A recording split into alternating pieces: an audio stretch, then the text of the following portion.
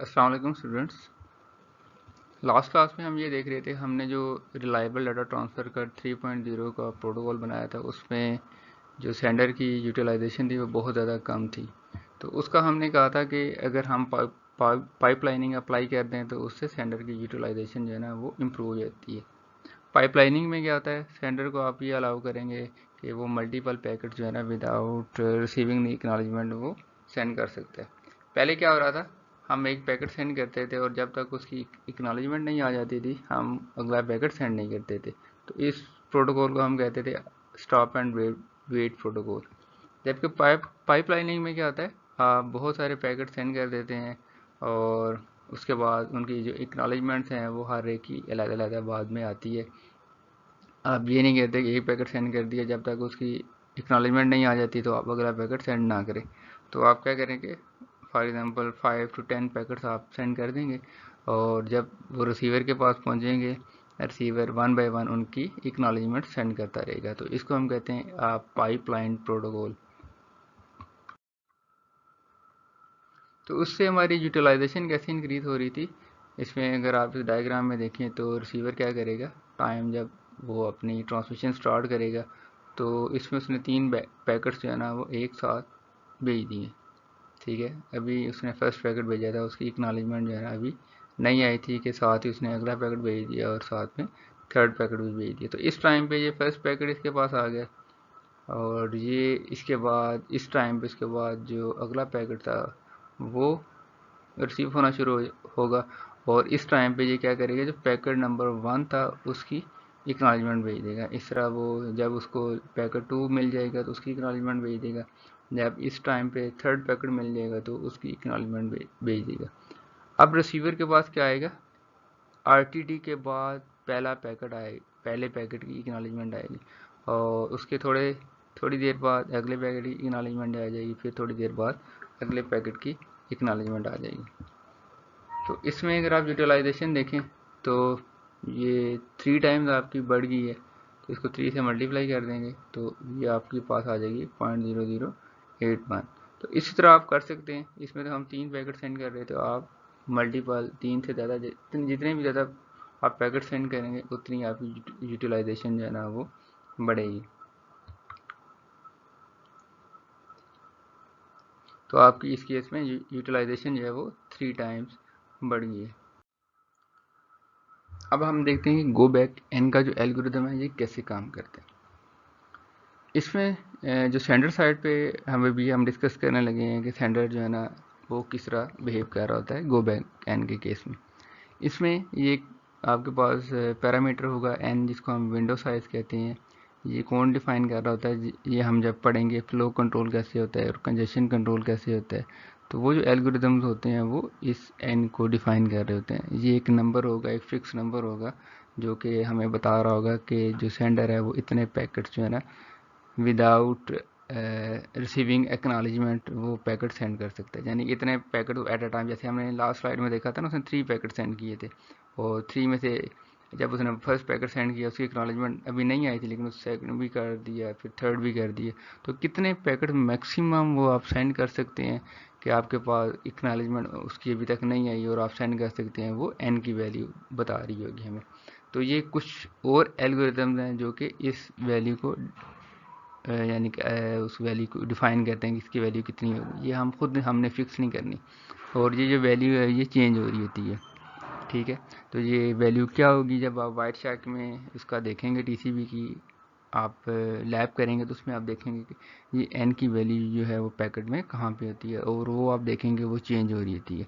ठीक है, वो ये डिपेंड करती है आपके नेटवर्क में जो कंजेशन कितनी है। ठीक है, आपका जो रिसीवर पे डिपेंड कर रही होती है। ठीक है, तो ये चीज़ें जो है ना ये हम आगे जाके पढ़ेंगे, जब फ्लो कंट्रोल पढ़ेंगे और कंजेशन कंट्रोल, तो उसमें एन आप मज़ीद डिटेल में देखेंगे कि एन की वैल्यू किस तरह डिसाइड होती है। तो अभी तक के लिए इतना ही है कि आप इतने पैकेट जो है ना सेंड कर सकते हैं विदाउट रिसीविंग एक्नॉलेजमेंट। ठीक है, तो इतने पैकेट आप सेंड कर सकते हैं। तो ये एक डायग्राम है जो कि बता रही है कि हमें गो बैक एन का जो एल्गोरिदम है ये कैसे काम करता है। इसमें कुछ पॉइंटर हैं जो आपको अंडरस्टैंड करने की ज़रूरत है। सबसे पहला जो पॉइंटर है वो है सेंड बेस का, और बुक में अगर आप देखेंगे कुछ बुक्स में सिर्फ इसको बेस का पॉइंटर भी कहते हैं, तो ये सेंड बेस या बेस का पॉइंटर जो है ना, इसका एक ही मतलब है। उसके बाद नेक्स्ट सीक्वेंस का एक पॉइंटर होगा, और ये एक विंडो साइज जो उसको हम कह रहे थे कि ये एक नंबर होगा, फिक्स नंबर होगा, 10 हो सकता है, 20 हो सकता है, 50 हो सकता है, ये कोई नंबर है, ठीक है। तो ये जो लाइनें हैं ये शो कर रही हैं एक पैकेट को, ये फर्स्ट पैकेट था, ये सेकंड था, ये थर्ड था, ये फोर्थ था, एंड सो ऑन, ठीक है। तो इनकी जो कलरिंग हुई है इसकी एक रीज़न है, जो आपके पास ये किस तरह काम कर, आप समझ लें कि आपके पास एप्लीकेशन लेयर से डाटा आया था, ट्रांसपोर्ट लेयर के बाद फर्स्ट पैकेट आया, उसने सेंड कर दिया, उसकी एक्नॉलेजमेंट आ गई, उसके बाद सेकंड सेंड किया, उसकी भी एक्नॉलेजमेंट आ गई। ये जो ग्रीन हो चुकी है इसका मतलब ये है कि इनकी एक्नॉलेजमेंट आ चुकी है। और ये जो येलो हैं ये सेंड हो चुके हैं, ये ट्रांसपोर्ट लेयर ने सेंड कर दिए थे, लेकिन अभी इसमें से किसी की भी एक्नॉलेजमेंट नहीं आई, इसलिए ये ग्रीन नहीं हुए। उसके बाद ये जो ब्लू लाइन है ये शो कर रही है कि अगर और कुछ data application layer transport layer को देती है जो कि अभी तक नहीं आया, तो अगला जो सीक्वेंस नंबर अगले पैकेट को मिलेगा वो ये वाला मिलेगा, ठीक है। अगर उसके बाद दो पैकेट्स आ जाते हैं, एक को ये वाला सीक्वेंस नंबर मिल जाएगा और एक को ये वाला मिल जाएगा, और आपका ये जो नेक्स्ट सीक्वेंस नंबर का जो पॉइंटर है ये यहाँ पे मूव कर जाएगा। और अगर लेट्स से ये अगर लाइनें आप काउंट करें 1 2 3 4 5 6 लाइन है, तो इसका मतलब ये है कि अभी आपके पास अगर इस पैकेट की एक्नॉलेजमेंट नहीं आती तो आप 6 पैकेट्स मजीद और भेज सकते हैं, ठीक है। अगर आपने 6 पैकेट्स और मजीद भेज दिए और आपका नेक्स्ट सीक्वेंस नंबर यहाँ पे आ गया, उसके बाद कोई और अगर पैकेट आता है एप्लीकेशन लेयर से, तो वो आप सेंड नहीं कर सकेंगे, आपकी जो ट्रांसपोर्ट लेयर है उसको रिजेक्ट कर देगी।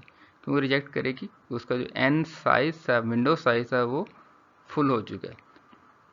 जब तक इस पैकेट की एक्नॉलेजमेंट नहीं आ जाती, ये विंडो ने राइट साइड पे मूव नहीं करना। जब इस पैकेट की एक्नॉलेजमेंट आ जाएगी, ये विंडो क्या करेगी, राइट साइड पे मूव कर जाएगी, और ये पॉइंटर इधर आ जाएगा और ये पॉइंटर इधर आ जाएगा, ठीक है। तो आप अगला ये सीक्वेंस नंबर है बाद में यूज़ कर सकेंगे। तो ये सीक्वेंस नंबर ये समझ लेंगे कि ये 0 है, ये 1 है, ये 2 3 4 एंड सो ऑन, ये सीक्वेंस नंबर है जो कि आप अपने पैकेट्स में लगा के भेज रहे होंगे।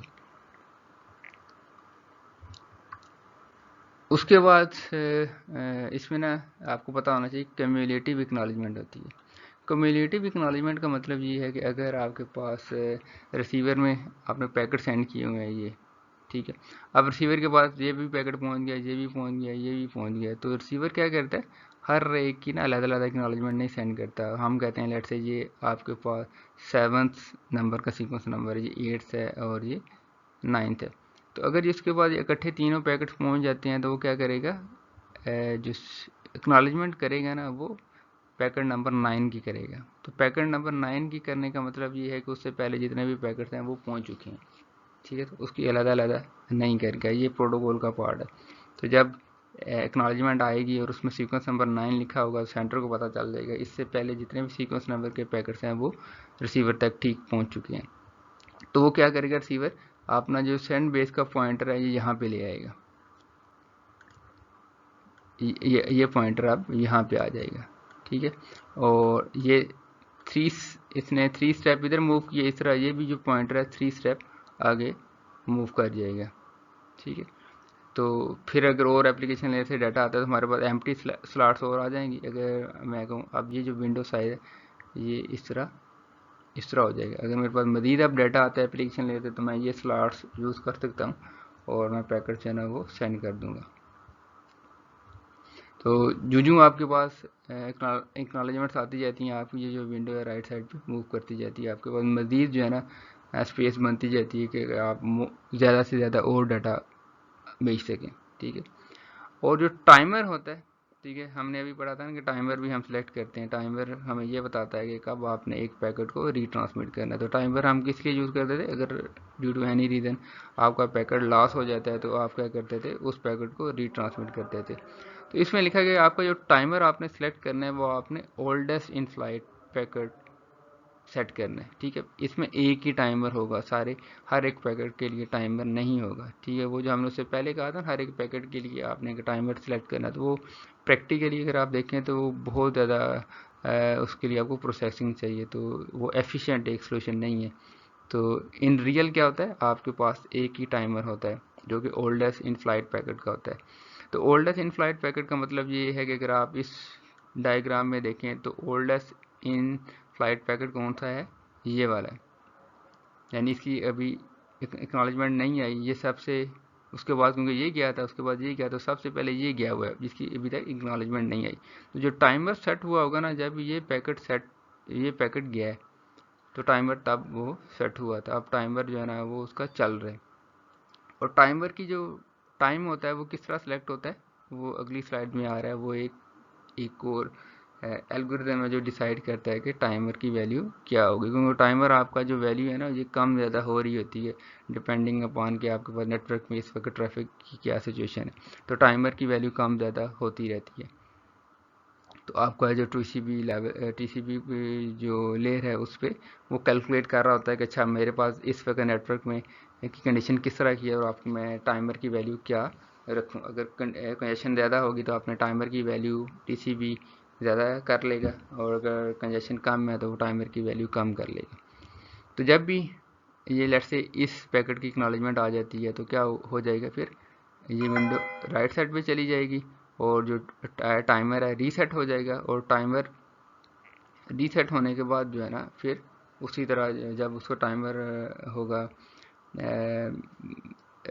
यानी टाइमर टाइम आउट होगा तो दोबारा क्या होगा, वो रीट्रांसमिशन हो जाएगी। और इसमें एक चीज़ आपने याद रखनी है कि जब भी टाइम आउट होगा तो इसमें लिखा गया है retransmit packet and all higher sequence packets in window. ठीक है, तो इसमें इसका मतलब ये है कि अगर आपके पास टाइमर ये था, इसका टाइम आउट हुआ है और इतने पैकेट्स ये पैकेट्स जो है ना वो जा चुके हैं, तो जब भी अगर टाइम आउट हो जाएगा इस केस में, गो बैक एन के केस में आपने क्या करना है, इसके बाद जितने भी पैकेट्स आपने गए होंगे ना आपने उसको दोबारा रीट्रांसमिट कर देना है। ठीक है, तो अभी आप कह रहे होंगे ये एफिशिएंट सोल्यूशन नहीं है, ये इस सोल्यूशन का पार्ट ही है। ठीक है, तो ये एल्गोरिथम इसी तरह काम करता है कि ये पैकेट जो है ना वो ऑटोमेटिकली दोबारा रीसेंड कर देगा आपका सेंटर। क्योंकि ये रीसेंड इसलिए क्या रहा होता है कि हमने रिसीवर साइड पे क्या हो रहा होता है कि आपके पास रिसीवर क्या कर रहा होता है, जो उसको इन ऑर्डर पैकेट मिल रहे होते हैं यानी ऑर्डर फॉर्म में, फिर उसके बाद फर्स्ट आया है, सेकंड आया है, थर्ड आया है, उसके बाद थर्ड के बाद अगर सिक्स आ गया ना उसको डिस्कार्ड कर देगा। जब अगर फोर्थ आ जाता है उसको एक्सेप्ट कर लेगा। आउट ऑफ ऑर्डर जितने भी पैकेट्स आते हैं रिसीवर उनको डिस्कार्ड कर रहा होता है। वो डिस्कार्ड कर रहा होता है, इसलिए हम क्या करते हैं, इसकी वजह से ही हम सेंटर पे जब भी टाइम आउट होता है तो हम क्या करते हैं, अगले जितने भी पैकेट्स होते हैं जिनकी एक्नॉलेजमेंट नहीं आई होती है उनको रीट्रांसमिट कर देते हैं टाइम आउट होने पे। अभी हम टाइमिंग डायग्राम से जो है ना गो बैक एन के एल्गोरिथम को देखते हैं ये किस तरह वर्क करेगा। तो इस एग्जांपल में हमारे पास जो सेंडर की विंडो साइज है वो 4 है। ठीक है, एन हमारे पास 4 है। तो एन 4 होने का मतलब ये है कि हम 4 पैकेट्स को एट अ टाइम सेंड कर सकते हैं, कि उनकी हमें अभी तक एक्नॉलेजमेंट नहीं आई लेकिन एट अ टाइम हम उनको सेंड कर सकते हैं। मैंने क्या किया, फिर 0 पैकेट को सेंड कर दिया, फिर 1 को, फिर 2 को, फिर 3 को। अब क्या है कि मैंने 4 पैकेट सेंड कर दिए, अब आपने वेट ही करना है क्योंकि आपका जो विंडो साइज थी वो यानी कि जितनी विंडो साइज थी आपकी वो फुल हो चुकी है, आप उतने पैकेट्स बेच चुके हैं। 4 पैकेट्स आप बेच सकते थे, आपने बेच दिए। अब जब तक अगले पैकेट की इंक्लॉजमेंट नहीं आ जाती आपके पास से एक एम्प्टी स्लॉट क्रिएट नहीं होगी और आप अगला पैकेट सेंड नहीं कर सकेंगे। तो इस सिनेरियो में क्या हुआ, जब ये पैकेट इसके रिसीवर के पास पहुंचेगा, रिसीवर क्या करेगा, एक्नॉलेजमेंट 0 की सेंड कर देगा। जब उसके पास पैकेट 1 पहुंचेगा तो एक्नॉलेजमेंट वो 1 की सेंड करेगा। अब ये जो पैकेट है ये लॉस हो चुका है, पैकेट 2, तो इस ये पहुंचेगा ही नहीं इसके पास। ठीक है, तो थोड़ी देर के बाद क्योंकि ये भी सेंड हो चुका था पैकेट नंबर 3, इसके बाद जब आएगा ना तो ये देखिएगा अच्छा मैं तो वेट कर रहा था पैकेट नंबर 2 का, लेकिन ये तो पैकेट नंबर 3 है, तो ये क्या कर देगा, इसको डिस्कार्ड कर देगा। डिस्कार्ड करने के बाद ये जो इक्नॉलेजमेंट है ना, ये क्यूमुलेटिव इक्नॉलेजमेंट हमने कहा था होती है, तो ये इक्नॉलेजमेंट सेंड करेगा 1 की। ठीक है, उसमें जो सीक्वेंस नंबर लगा के भेजेगा वो 1 लगा के भेजेगा।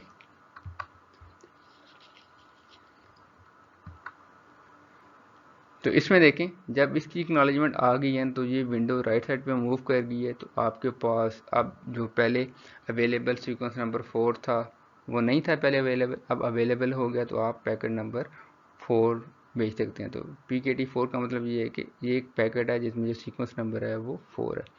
तो जब इसकी सीक्वेंस एक्नॉलेजमेंट आई, आपने अगला पैकेट भेज दिया। उसके बाद ये जब एक्नॉलेजमेंट आएगी अगले पैकेट की, एक्नॉलेजमेंट 1, ठीक है, आपके पास सीक्वेंस नंबर 1 का जो पैकेट था उसकी एक्नॉलेजमेंट आई, आपने अगला पैकेट भेज दिया। आपकी एक तो विंडो मूव की राइट साइड पे, और आपने पैकेट नंबर 5 भेज दिया। इसके बाद ये जो एक्नॉलेजमेंट आपके पास आ रही है, ये एक्नॉलेजमेंट कौन सी है? ये 1 की है, जो पैकेट नंबर 1 की एक्नॉलेजमेंट है। तो आपके पास ये डुप्लीकेट एक्नॉलेजमेंट आ रही है, तो सेंडर क्या करेगा? इसको इग्नोर कर देगा। इधर ही उसके पास ये भी डुप्लीकेट एक्नॉलेजमेंट्स आ जाएंगी, क्योंकि ये इसके बाद पैकेट नंबर 4 पहुंच जाए, फिर भी इसने एक्नॉलेजमेंट जो है ना 1 सेंड कर रहे हैं। 5 पहुंच जाएगा, फिर भी एक्नॉलेजमेंट 1 सेंड करेगा। यानी कि जब तक उसको वो पैकेट जो नेक्स्ट वो चाह रहा था नहीं मिलेगा ना, वो जो लास्ट एक्यूरेटली उसको पैकेट मिला होगा ना, उसकी एक्नॉलेजमेंट सेंड करता रहेगा। तो एक टाइम आएगा कि इधर टाइम आउट हो जाएगा। तो हमने कहा था कि गो बैक एन के केस में जब टाइम आउट होता है, तो जो भी आपके पास पैकेट लॉस हुआ होता है, जिसकी एक्नॉलेजमेंट नहीं आई होती, उससे अगले जितने भी पैकेट्स होते हैं वो रीट्रांसमिट हो जाते हैं। तो अगले स्टेप में क्या होगा? आपके पास पैकेट 2 लॉस हुआ था, 2, 3, 4, 5 जो है ना वो रीट्रांसमिट हो जाएंगे। उसके बाद जितने भी पैकेट्स आपने अभी तक आपने भेजे होंगे वो रीट्रांसमिट होंगे। वो रीट्रांसमिट क्यों होते हैं? कि आपके पास रिसीवर साइड पे, आप बुक में देखेंगे उसने कहा हुआ है कि रिसीवर साइड पे आपके पास चॉइस है कि या तो जो आउट ऑफ ऑर्डर पैकेट्स आ रहे हैं उनको आप बफर में सेव कर लें, या आप उनको डिस्कार्ड करते रहें। तो आप सेव कर लेते हैं तो फिर क्या होगा कि आपको फिर एक्स्ट्रा मेमोरी स्पेस चाहिए होगी, आप की कम्प्लेक्सिटी बढ़ जाएगी। अगर आप डिस्कार्ड कर रहे हैं तो वो आपकी जो एल्गोरिदम है वो सिंपल हो जाएगा, ठीक है। तो ये आपकी चॉइस है। लेकिन अगर आप सेव करते हैं तो उसका फ़ायदा ये भी हो सकता है कि जो दोबारा ये रीट्रांसमिट पैकेट्स हुए हैं, ठीक है, वो लॉस हो जाएं। ठीक है, तो आपके पास ज़्यादा चांसेस होंगे कि आपके पास एक एक जो पैकेट है वो लॉस नहीं हुआ। अगर पहले वाला पैकेट आपके पास पहले ही पड़ा हुआ है, ये पैकेट लॉस भी हो जाता है, तो आपको एक कॉपी तो है, वो आप एप्लीकेशन लेयर को दे देंगे। तो इस तरह आपके पास इसमें क्यूमुलेटिव एक्नॉलेजमेंट्स होंगी, ठीक है। जो मेन पॉइंट इसमें आपको गो बैक में देखने हैं कि आपके पास क्यूमुलेटिव एक्नॉलेजमेंट हो रही है जब भी रिसीवर को इन ऑर्डर पैकेट नहीं मिलता ना, तो जो लास्ट उसको इन ऑर्डर पैकेट नहीं मिला होता ना, उसी क्योंकि वो चाहता है कि 0 मेरे पास पैकेट आ रहा है, उसके बाद 1 आए, उसके बाद वो 2 ही एक्सपेक्ट कर रहा है। जब तक 2 नहीं आएगा तो वो 1 की एक्नॉलेजमेंट सेंड करता रहेगा, ठीक है। उसके बाद पैकेट 3 आगे आ जाएगा, वो कहेगा नहीं, ठीक है। ये ऐसे ही समझ लें जैसे आप ग्रेड 1 में हैं, फिर 2 में हैं, फिर 3 में हैं, ठीक है। 3 से 5 में आप नहीं जा सकते, तो आप नेक्स्ट आपका 3 ही होगा। तो जितने भी अगले पैकेट्स आते जाएंगे वो उनको डिस्कार्ड करता जाएगा, और जो लास्ट उसके पास करेक्टली रिसीव पैकेट होगा उसकी एक्नॉलेजमेंट वो सेंड करता रहेगा। तो जब भी टाइम आउट होगा तो वो ये देखेगा कि मेरे पास उस पैकेट के बाद जितने भी मैंने पैकेट सेंड किए हुए हैं वो सारे रीट्रांसमिट कर देगा।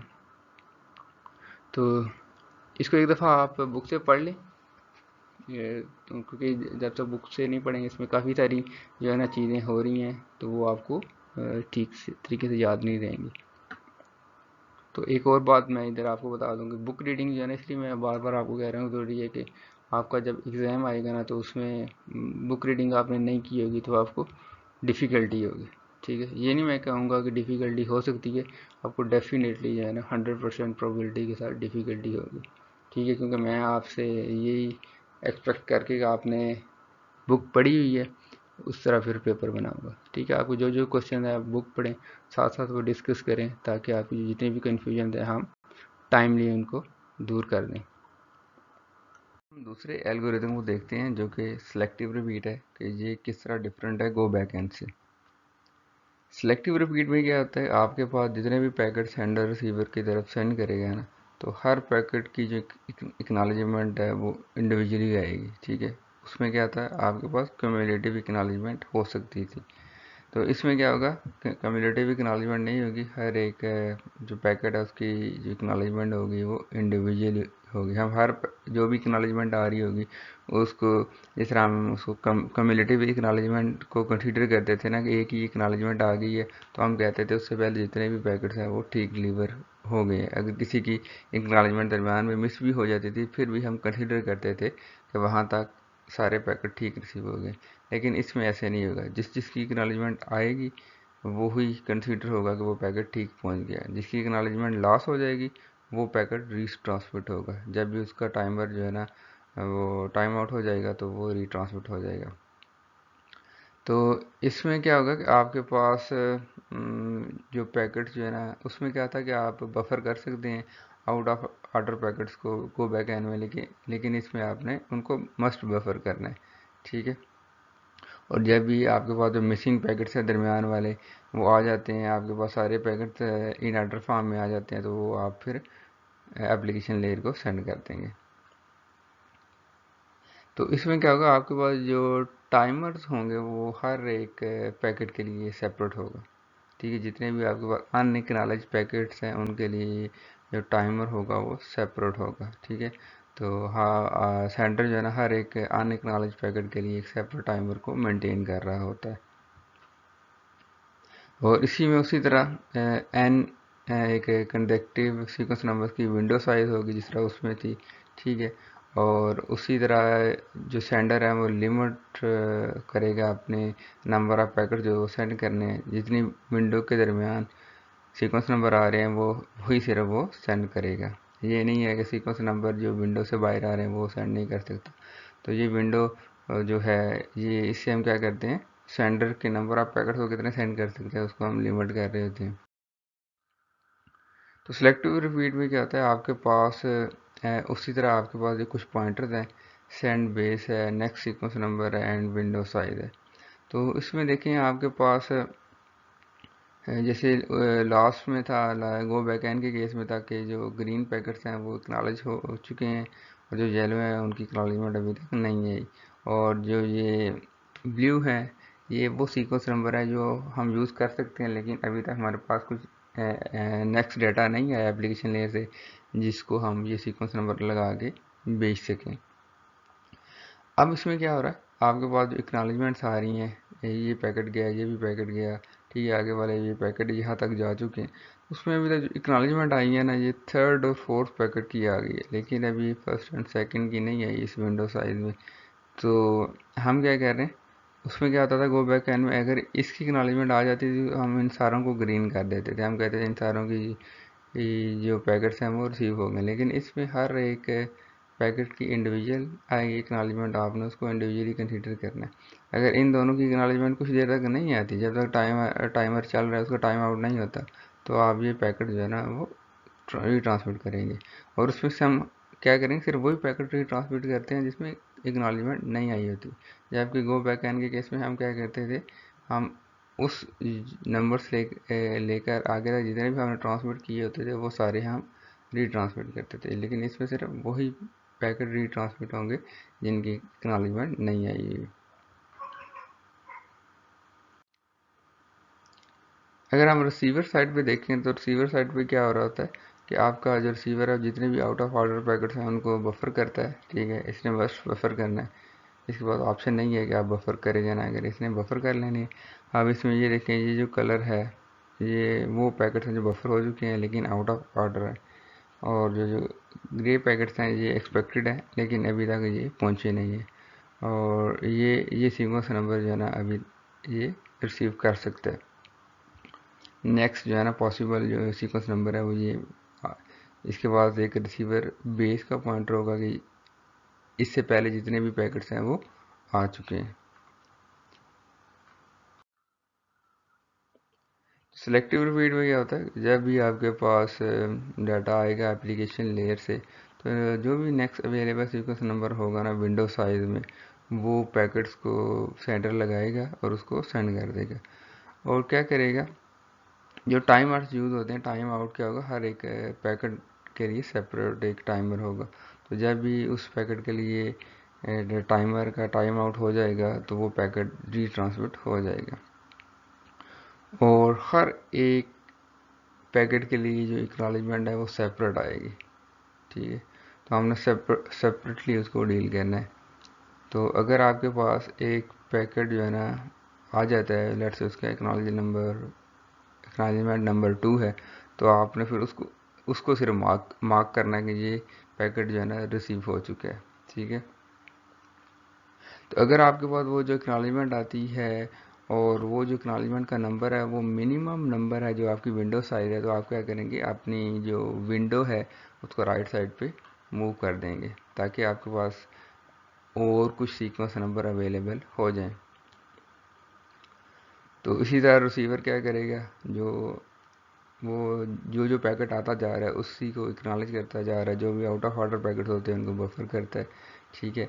जब भी उसके पास इन ऑर्डर फॉर्म में पैकेट आ जाते हैं वो साथ साथ जो है ना एप्लीकेशन लेयर को डिलीवर करता जाता है।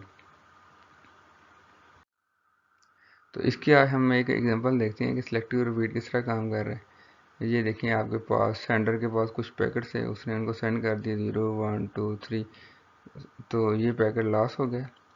तो इसमें इसने जब भी पैकेट रिसीव किया पैकेट 0, इसने एक्नॉलेजमेंट 0 की सेंड कर दी। फिर उसमें पैकेट 1 सेंड किया, रिसीव किया, ठीक है, उसने एक्नॉलेजमेंट 1 की सेंड कर दी। अब ये लॉस हो चुका है पैकेट नंबर 2, ये रिसीव नहीं हुआ। लेकिन कुछ देर बाद उसको पैकेट 3 रिसीव हो गया, तो उसने क्या किया, गो बैक एन के केस में क्या होता था, उसने एक्नॉलेजमेंट 1 की सेंड करता था, लेकिन ये एक्नॉलेजमेंट 3 की सेंड कर देगा और उसको बफर कर लेगा। और अभी इसका ये वेट कर रहा है, ये नहीं आई। तो इनकी एक्नॉलेजमेंट सेंड की है तो कुछ देर बाद ये पहुंच जाएंगी। इसके बाद ये पैकेट जो ही इसकी एक्नॉलेजमेंट पहुंचेगी ये अगला पैकेट सेंड कर देगा। ये देखिएगा, अच्छा ये मेरे पास पैकेट आ तो गया लेकिन ये तो नेक्स्ट अवेलेबल पैकेट नहीं है जो मुझे आना चाहिए, जिसको मैं एक्सपेक्ट कर रहा हूँ, जो मेरी यानी कि जो सीक्वेंस मुझे रिक्वायर्ड है। तो ये इसका वेट कर रहा है पैकेट नंबर 2 का, तो इसको बफर करता जाएगा। लेकिन इसकी एक्नॉलेजमेंट साथ में सेंड कर देगा, मेरे पास पहुंच गया। इसके बाद पैकेट नंबर 5 पहुंच जाएगा तो उसको ये बफर कर लेगा, ठीक है। अब इसके पास एक्नॉलेजमेंट आ गई है 3 की, तो ये नोट कर लेगा कि मुझे ये 3 दोबारा सेंड करने की ज़रूरत नहीं है। तो जब पैकेट नंबर 2 का टाइम आउट होगा ना तो उसे पता चलेगा ये तो पहुंचा ही नहीं है, तो ये सिर्फ इस केस में पैकेट 2 को रीट्रांसमिट करेगा, 3 4 5 को नहीं करेगा जो कि गो बैक एंड कर रहा था। तो उससे फ़ायदा क्या होगा हमारे पास, हम सिर्फ वही पैकेट ट्रांसमिट करेंगे जो कि उसके पास नहीं पहुँचे। अगर कोई पैकेट दरमियान में लॉस हो जाते हैं तो रिसीवर क्या करता है, उनको बफर कर लेता है, कहता है कि अच्छा मैं वो बफर अभी कर लेता हूँ, तो जो दरमियान वाले लॉस हो चुके हैं मुझे वो सेंड कर दो, मैं उनको बाद में इन ऑर्डर फॉर्म में कर लूँगा। तो इस तरह आपका जो सिलेक्टिव रिपीट है ना वो काम करता है।